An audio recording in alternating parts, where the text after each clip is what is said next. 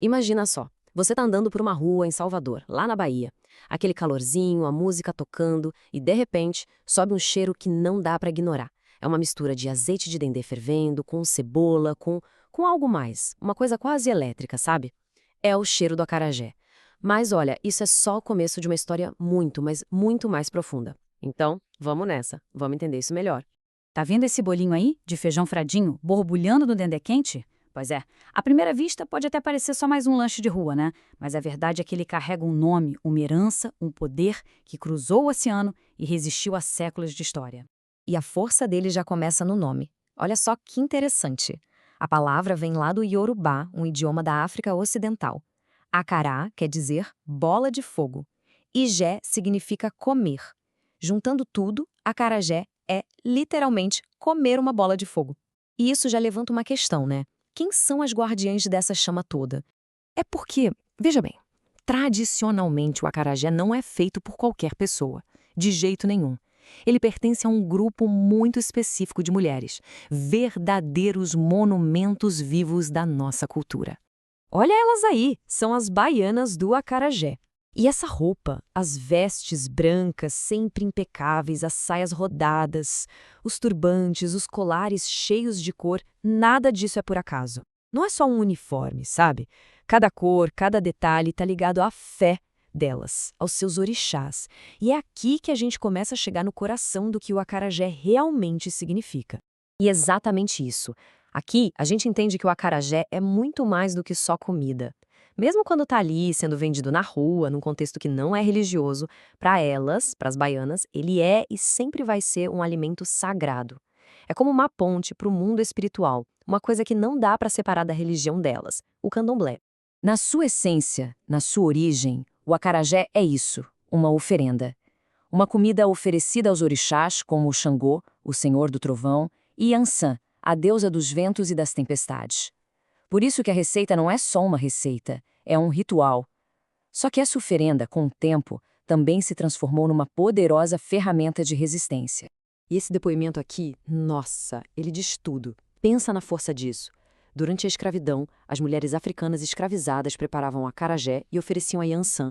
Mas não era para fazer mal, não era para amaldiçoar. Era um pedido de proteção, para acalmar a violência das sinhás, para que elas não sofressem tanto. Era um ato de fé, de sobrevivência e, claro, de resistência espiritual.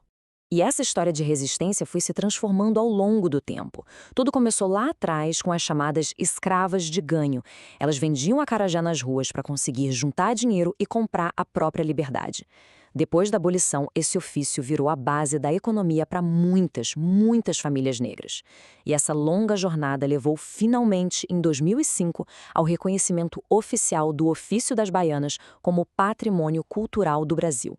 Uma baita celebração de séculos de luta e perseverança. E esse legado de autonomia, de força feminina, continua mais vivo do que nunca. Olha esse dado. Hoje, 70% das mulheres que fazem parte da Associação das Baianas são as chefes de suas famílias. São elas que sustentam a casa, que comandam tudo com o trabalho que fazem ali, nos seus tabuleiros. Só que aí a história ganha um capítulo mais complexo. Porque a popularidade, que é boa por um lado, trouxe visibilidade, claro, mas também trouxe junto uma série de desafios que hoje ameaçam a própria essência do acarajé. E o conflito fica bem claro aqui. De um lado, a gente tem a prática tradicional, o acarajé como comida sagrada, ligada ao candomblé, vendida pelas baianas iniciadas. Do outro lado, que a gente vê, uma apropriação que transforma o acarajé em mero fast food, vendido em qualquer bar ou supermercado, e o que é ainda mais controverso, sendo vendido com outro nome, como o bolinho de Jesus, numa tentativa de apagar toda a sua origem afro-brasileira. E a pergunta da dona Dica, uma das baianas, é certeira.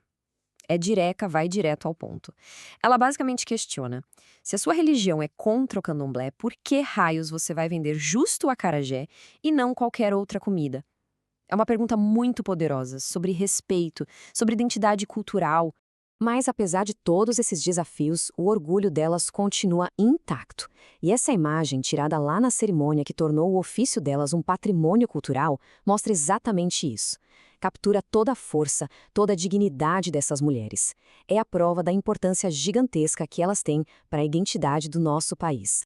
E, para fechar, essa fala da Maria Leda Marques, presidente da associação delas, resume tudo perfeitamente. O acarajé definitivamente não é só comida. E as baianas não são só vendedoras.